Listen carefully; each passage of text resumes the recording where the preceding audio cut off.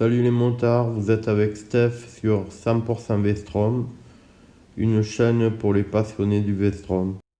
Voilà les icônes que vous allez rencontrer dans la vidéo et leur correspondance. Je vais installer une paire de biellettes de rabaissement sur mon Vestrom 6,5 modèle 2017.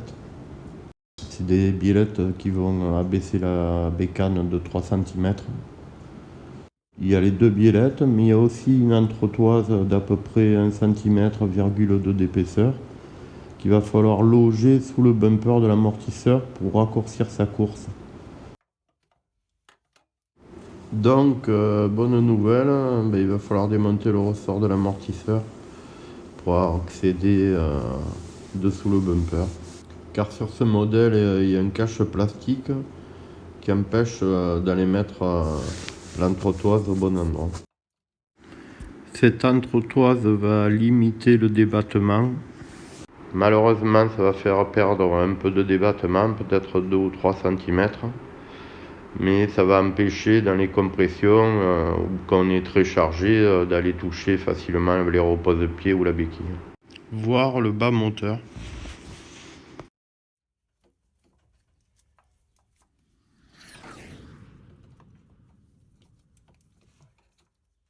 Alors là, je mets un cric sous le bras oscillant avec une cale en bois et un petit bout de mousse juste dessous le bras oscillant pour ne pas le marquer.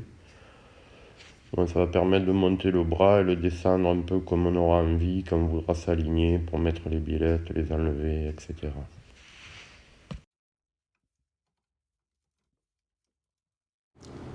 Alors il va falloir défaire cet écrou de la biellette du bas qui est connecté avec le balancier.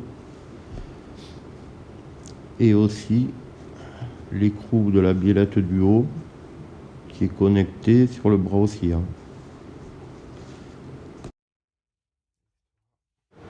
Je dévisse l'écrou du bas de la biellette.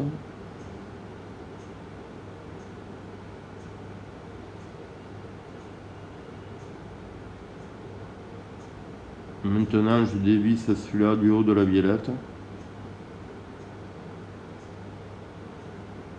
J'enlève la biellette et je repousse les boulons.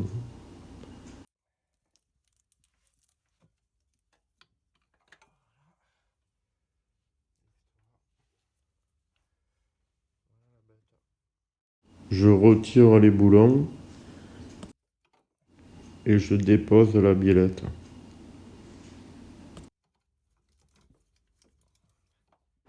Il va falloir aussi enlever les entretoises et nettoyer à l'intérieur les roulements à cage ainsi que l'entretoise et après remonter tout à la graisse clean.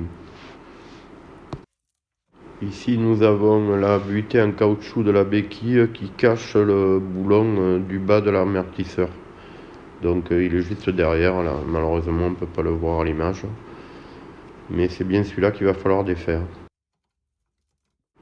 Avec une douille de 14, je vais débloquer ce boulon et extraire déjà le bas de l'amortisseur.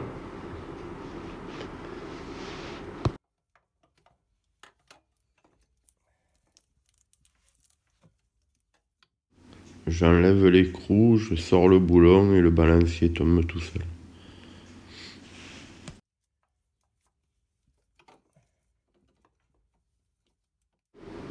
Là, on desserre complètement la molette de réglage de la précontrainte qui sert à comprimer le ressort.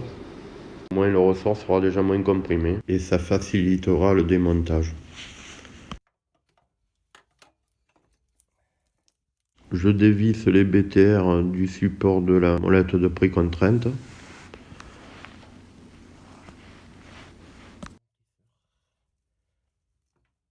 Là, on enlève complètement les deux vis BTR qui tenaient le réglage.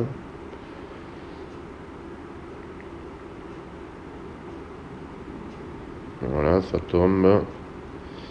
Et quand on va vouloir sortir l'amortisseur, ça sera libre et on pourra tout extraire facilement. Et aussi enlever cette patte qui tient la durite de frein. Ça va permettre d'écarter la durite de frein et de passer plus facilement la molette à travers tout ça. Maintenant, on va dévisser l'écrou de la fixation supérieure de l'amortisseur. On dévisse juste l'écrou, mais on n'enlève pas le boulon pour pas que l'amortisseur tombe.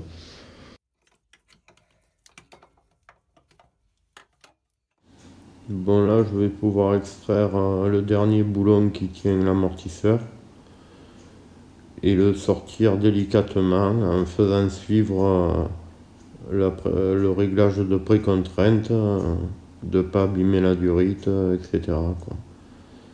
Et de ne pas le faire tomber par terre non plus. D'ailleurs, c'était bien de protéger le sol avec un carton ou quelque chose pour un peu amortir le choc s'il y avait choc. En allant doucement, ça se fait quand même très facilement.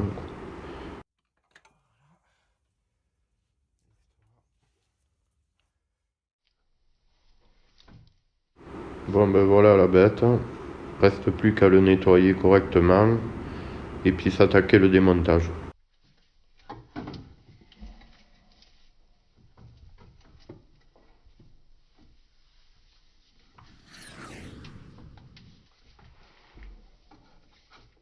L'amortisseur est un peu plus présentable, je vais pouvoir le démonter. J'ai suspendu la molette de précontrainte au-dessus de l'établi pour pas que ça tire sur la durite. Voilà, il va falloir mettre cette entretoise sous le bumper en caoutchouc de l'amortisseur qui est derrière ce cache en plastique, c'est pour ça qu'on ne peut pas y accéder comme ça. Je vais enlever le module de précontrainte. Il y a un petit vis à dévisser ici. Là, donc là je vais dévisser cette petite vis.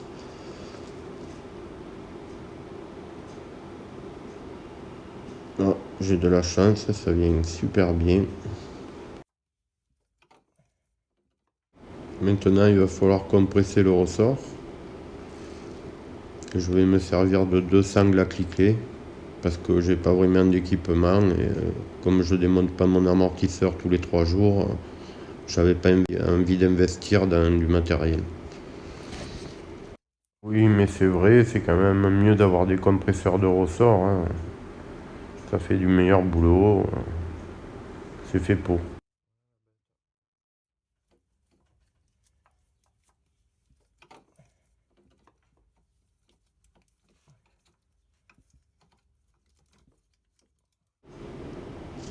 Voilà, la première est quasiment en place. On va mettre un petit peu de mousse pour protéger le ressort.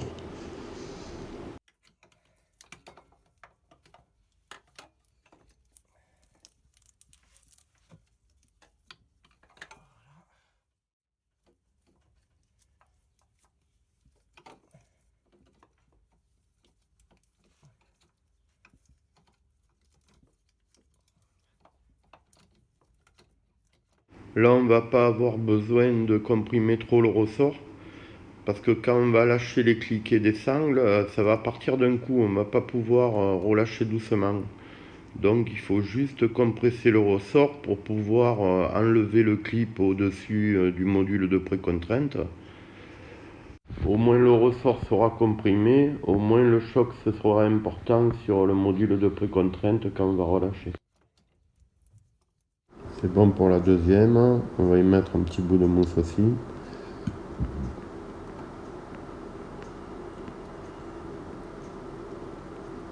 Et voilà, maintenant compresser juste ce qu'on a besoin.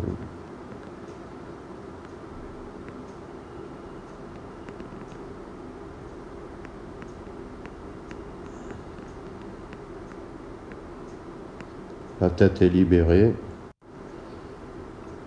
On n'a plus qu'à sortir le clip et on pourra extraire la tête.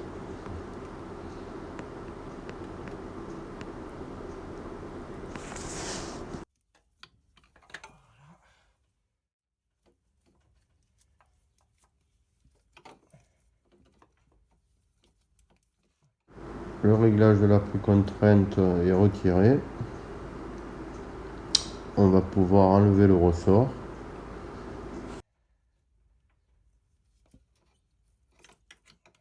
Là, il y a la coupelle supérieure du ressort que je laisse en place, au moins je ne l'oublierai pas au remontage. Je sors le ressort.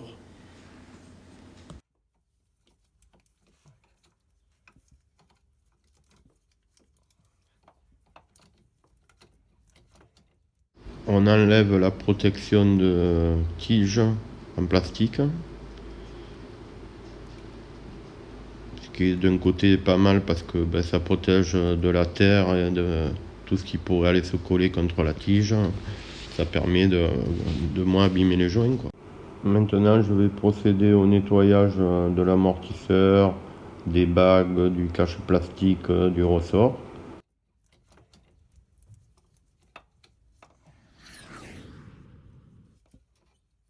Bon, c'est parti pour le remontage. Il va falloir quand même faire attention que la plaque de butée en bas soit bien dans son logement parce que il y a un logement, quoi. En la tournant, on voit que le s'enclenche. Après, on peut mettre la bague par-dessus, baisser le caoutchouc et tout remonter. J'ai mis un peu de colle néoprène sous l'entretoise pour que le tienne en place, quoi. Juste quelques gouttes, quoi.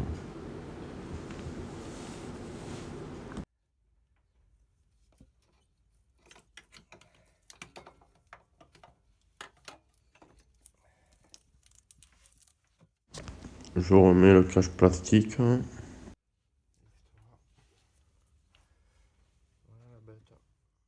Je remets la coupelle.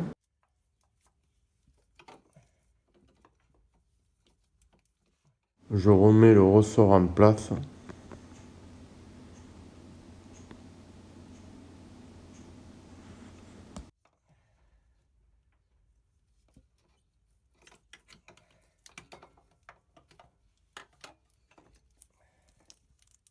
Je mets le module de précontrainte en place.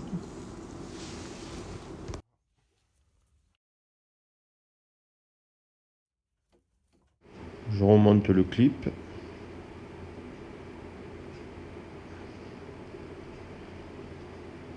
Voilà, je le mets dans sa gorge.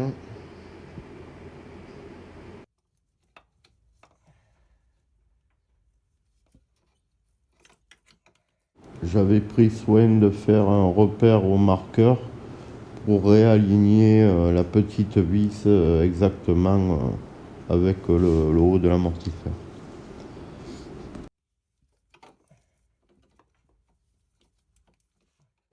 Cette petite vis sert à bloquer le réglage de précontrainte pour pas qu'il tourne. C'est juste une petite butée. Je mets un petit peu de graisse rose, de la graisse au cuivre sur le petit vis. Ça évitera qu'il s'oxyde. C'est pas indispensable non plus.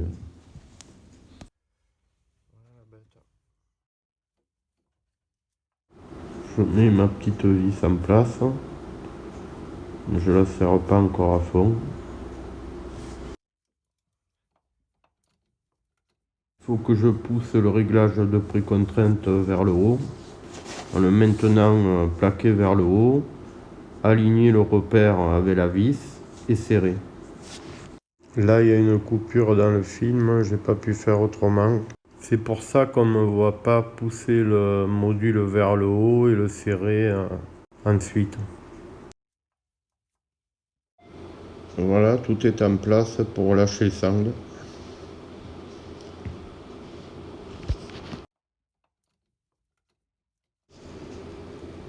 Reste plus qu'à enlever les sangles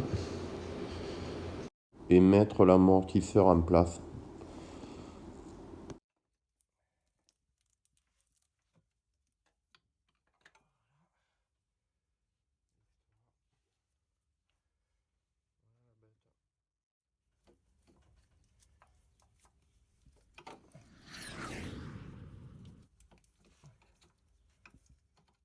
J'ai déjà remis en place l'entretoise de la fixation de la biellette.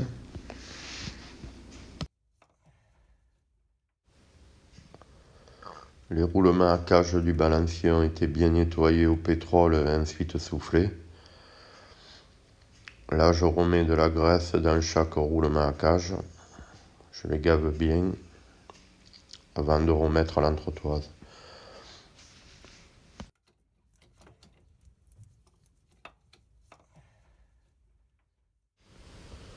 Puis j'essuie l'excédent de graisse. Et je vais faire de même sur la fixation de la biellette sur le bras oscillant. Pareil, les roulements ont été nettoyés et redressés. Un petit coup de chiffon pour essuyer l'excédent de graisse. Voilà, c'est le moment de remettre l'amortisseur en place. On va d'abord passer le réglage de la précontrainte et l'amortisseur va suivre derrière. Il faut bien positionner l'amortisseur, c'est-à-dire qu'il faut mettre le banjo de la durite de précontrainte vers la roue arrière, surtout pas vers l'avant. Le réglage est passé, j'ai plus qu'à accrocher l'amortisseur sur sa fixation. Je remets en place le boulon sur le haut de la fixation de l'amortisseur. Je m'attaque à fixer le bas de l'amortisseur sur le balancier.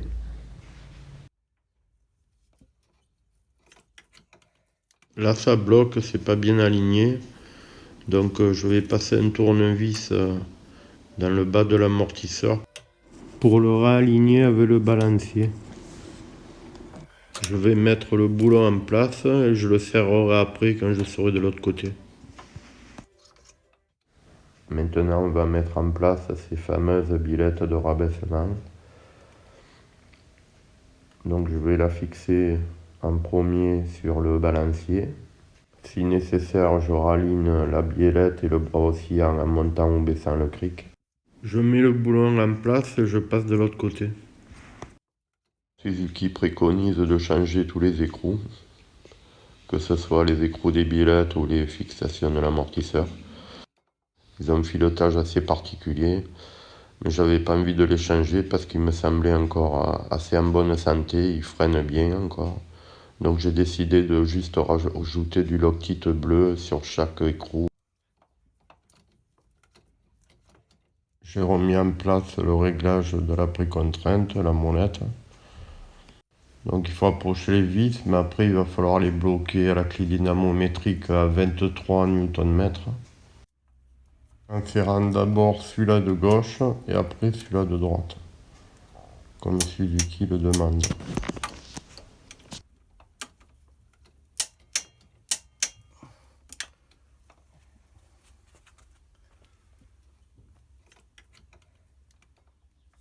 J'ai remis la patte de durite de frein en place et je la serre.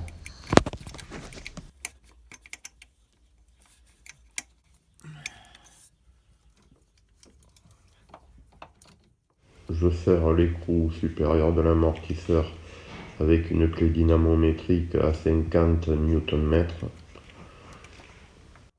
Je mets du Loctite sur les deux écrous de l'amortisseur et aussi sur les deux écrous des biellettes. Un peu de frein filé sur l'écrou et je remets l'écrou sur le bas de l'amortisseur. Celui-ci aussi se serre à 50 Nm.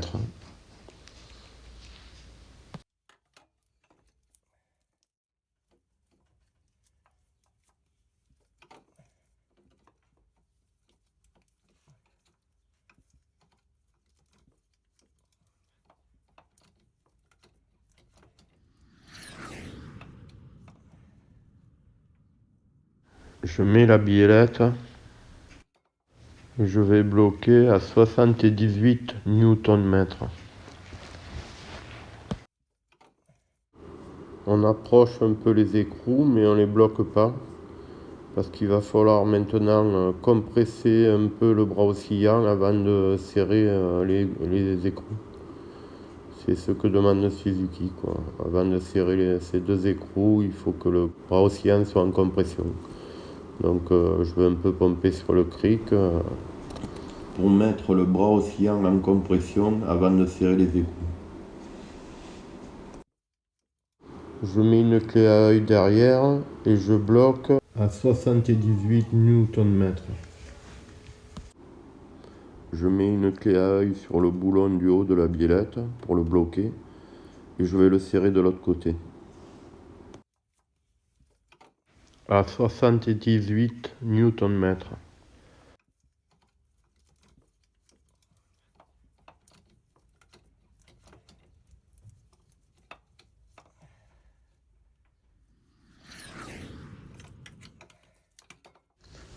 Je tourne la molette de précontrainte dans le sens des aiguilles d'une montre pour remettre de la pression sur le ressort.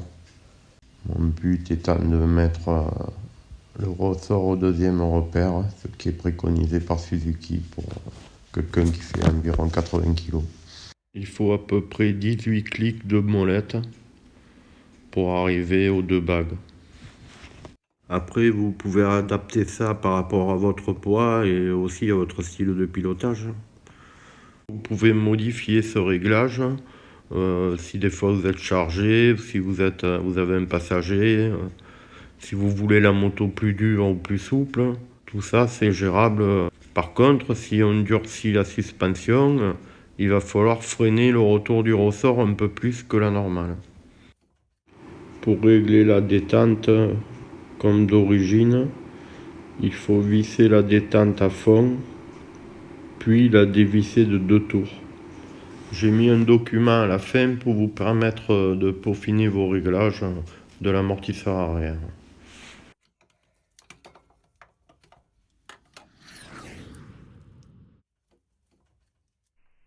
Il va falloir s'attaquer à la fourche. Donc il faut remonter les tubes de fourche dans les T de 1,5 cm à 2 cm maximum pour corriger l'assiette de la moto. Maintenant le but est de soulager l'avant de la moto. Donc moi j'ai pris un cric et j'ai vissé sur la tête d'hélito comme ça pour pas que ça bouge trop. Et je pousse sur la barre de mes protèges carter. Et donc ça permet de relever l'avant. Si vous n'avez pas de protège carter, vous pouvez le faire en appuyant dessous le moteur avec une planche pour le protéger.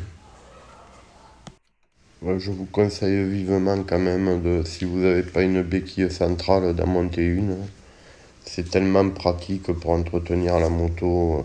Quoi qu'on fasse, la plupart du temps elle est bienvenue.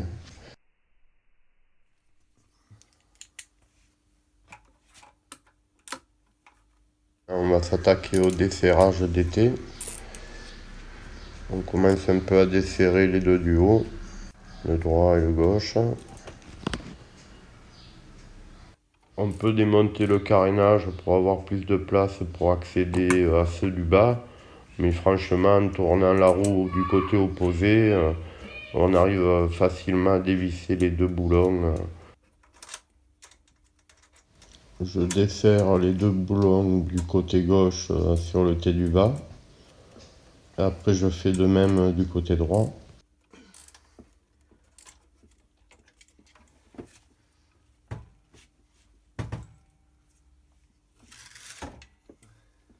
Je baisse un petit peu le cric pour que les tubes rentrent un peu plus facilement. Maintenant, délicatement, je vais remonter les tubes dans le T. Et bon, j'ai choisi de mettre 1,5 cm, donc je vais les remonter d'1,5 cm. Je vais mesurer avec un pied à coulisse. D'origine, les tubes doivent affleurer le T supérieur. Et nous, il va falloir qu'on rajoute 1,5 cm. Donc 1,5 cm à partir du T jusqu'au ras du bouchon. Car le bouchon n'est pas compris dans la mesure.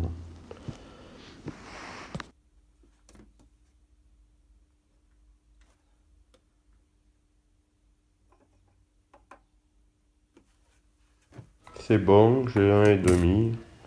Donc maintenant je vais utiliser la jauge de profondeur, la caler sur celui-là et après aller comparer de l'autre côté, sur l'autre tube. Pour être parfait, parce que là il faut vraiment être au 10e de millimètre, autrement la roue elle est en travers en bas après. Moi je serre un petit peu pour bloquer le réglage. Mais pas pas très fort, quoi, juste pour un peu bloquer. On servera ça après à la clé dynamométrique pour pas tout abîmer. J'utilise ma jauge de profondeur que je vais bien caler en haut sur le bouchon et la laisser descendre jusque sur le thé. Comme ça, je prends une mesure bien précise et je la reporte sur le tube du côté droit.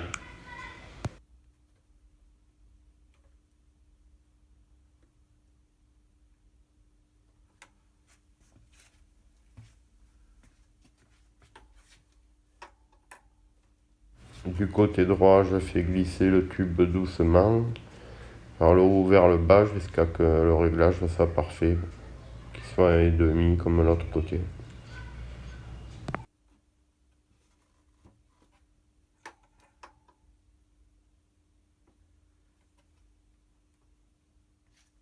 Voilà, je bloque le boulon du thé du haut sans forcer.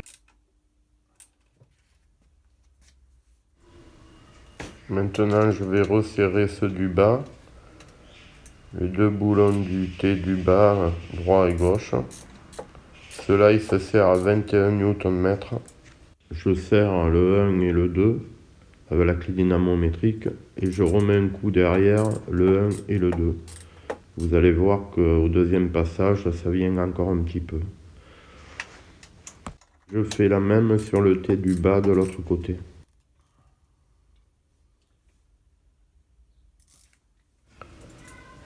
Je serre le boulon du thé du haut à 23 Nm. Je fais pareil du côté droit. C'est bon, la modification est terminée. Nickel.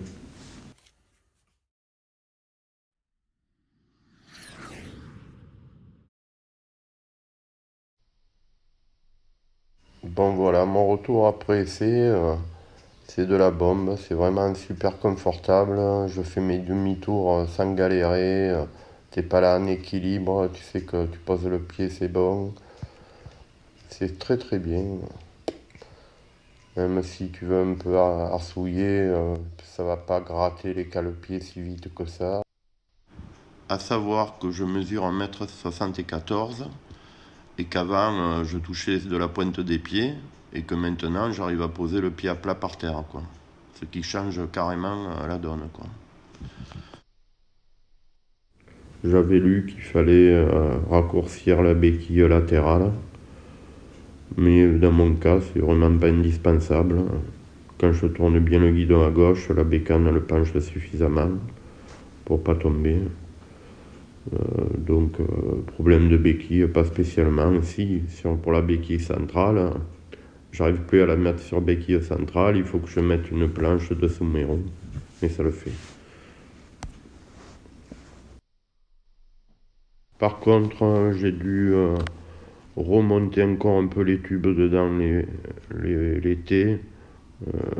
Là, je les ai remontés de 2 cm plutôt qu'1,5 cm. Et c'est vrai que ça permet de se rapprocher un peu plus de l'assiette d'origine. Voilà, la vidéo est terminée. J'espère que cette vidéo vous aura rendu service. D'autres vidéos sont en préparation. Je vous les délivrerai au plus vite. Pensez à vous abonner. Merci pour le like et à bientôt.